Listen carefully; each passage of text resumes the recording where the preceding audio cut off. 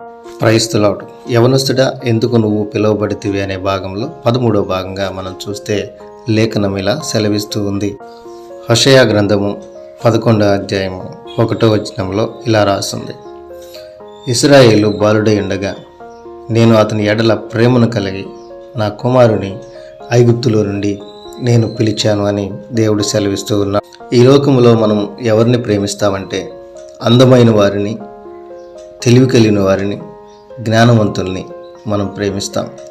కానీ దేవుడు ఎవరిని ప్రేమిస్తున్నాడంటే పాపములోను, శాపములోను, బంధకాలతో బంధించబడిన వారిని దేవుడు ప్రేమిస్తూ ఉన్నాడు.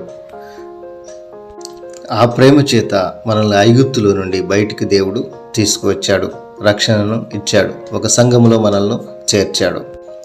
దేవుడు మనకి ఏమని సెలవిస్తున్నాడంటే 2వ లేఖనంగా యోహాను సువార్త 15వ అధ్యాయము 10వ వచనంలో, నేను నా తండ్రి ఆజ్ఞలను గైకొని ఆయన ప్రేమ యందు నిలిచి ఉన్న ప్రకారము మీరును నా ఆజ్ఞలను గైకొని నా ప్రేమ యందు నిలిచియుందురు అని దేవుడు సెలవిస్తూ ఉన్నాడు. దేవుడు అంటున్నాడు, నేను నిన్ను ప్రేమిస్తూ ఉన్నాను, నువ్వు నన్ను ప్రేమించు అని అడుగుతూ ఉన్నాడు.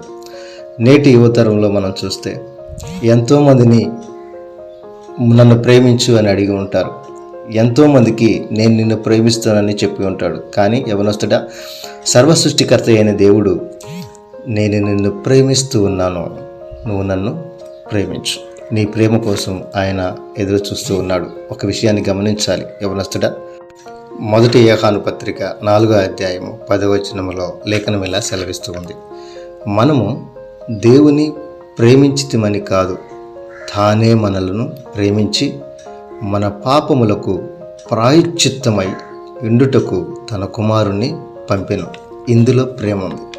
యవనస్తుడా, దేవుడిని నువ్వు ప్రేమించావనడానికి ఏదైనా క్రియ ఉందా? దేవుడు నిన్ను ప్రేమించాడు అనడానికి తన కుమారుణ్ణే బలిగా పెట్టాను కదా. మరి దేవుడిని నువ్వు ప్రేమించావనడానికి ఏం చేశావు? ఒకసారి ఆలోచించు. Praise the lord.